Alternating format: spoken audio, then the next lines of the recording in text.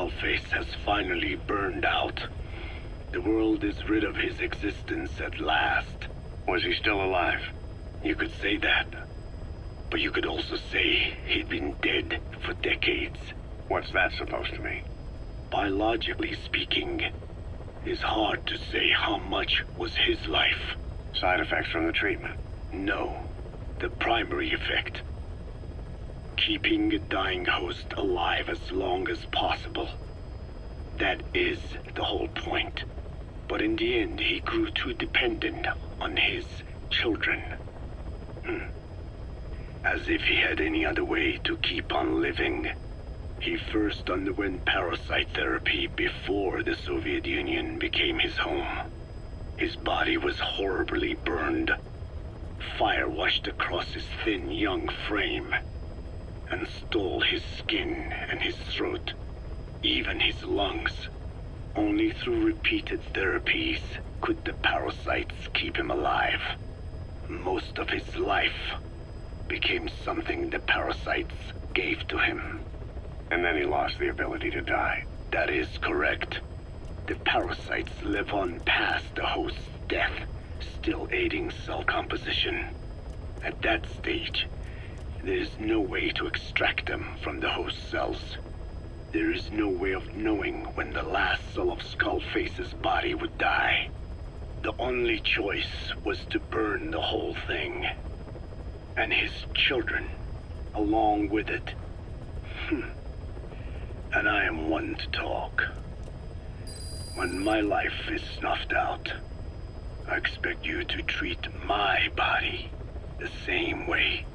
And when I burn, I will truly be one with my children for the first time.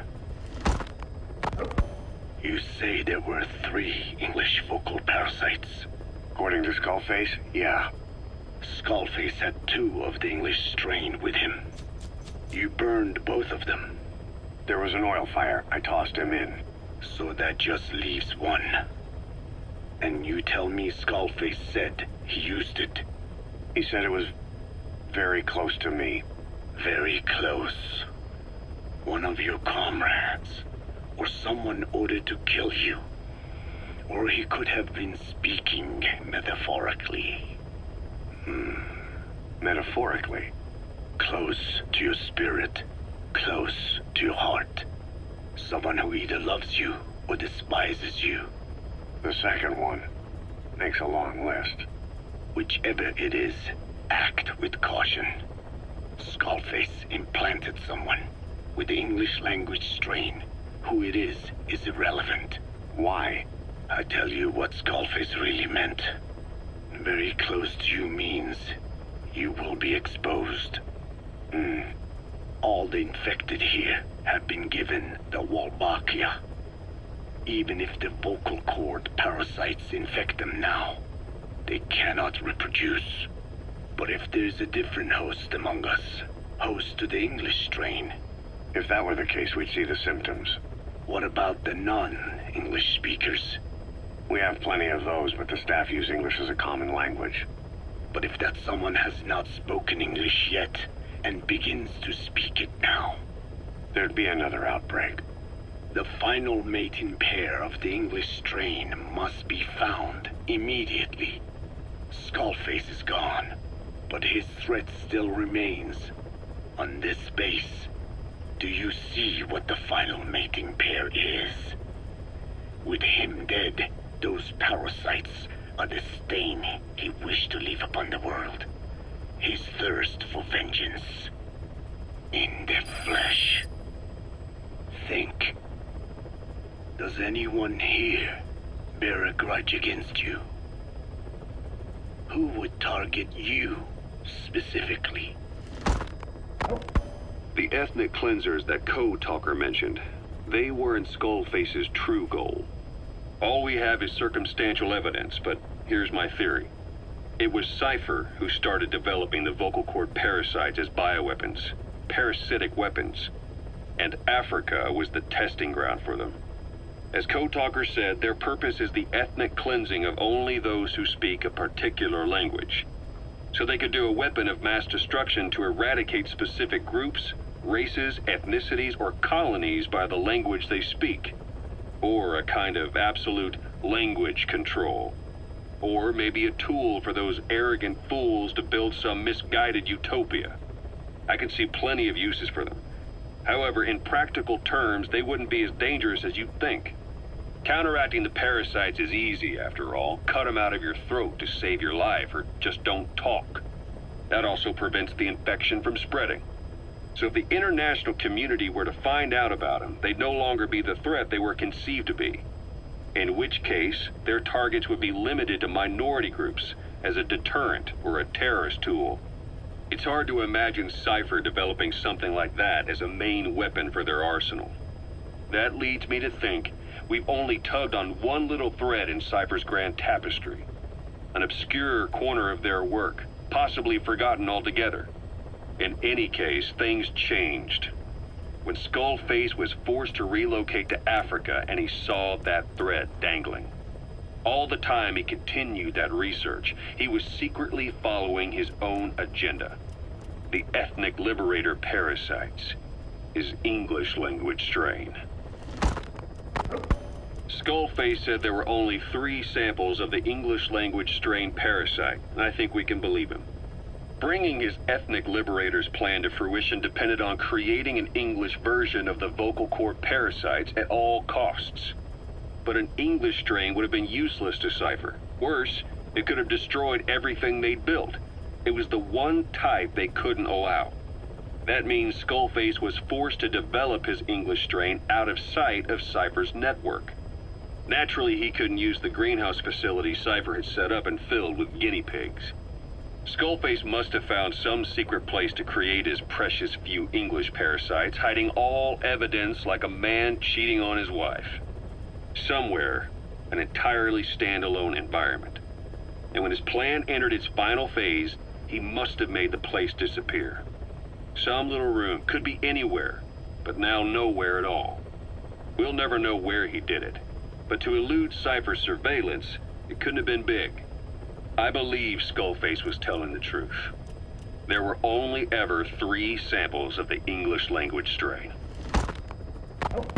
Why activate Sahelanthropus in Afghanistan? This is how Skullface wanted things to play out. The Soviet Union secretly develops a new type of nuclear weapon and successfully deploys it in Afghanistan. Revealing the existence of Sahelanthropus results in a return to the glory days of the Cold War. The threat it poses reignites the nuclear arms race between the world's major powers. The demand for nuclear weapons increases around the globe. What if you then introduced a nuclear weapon anyone could get their hands on?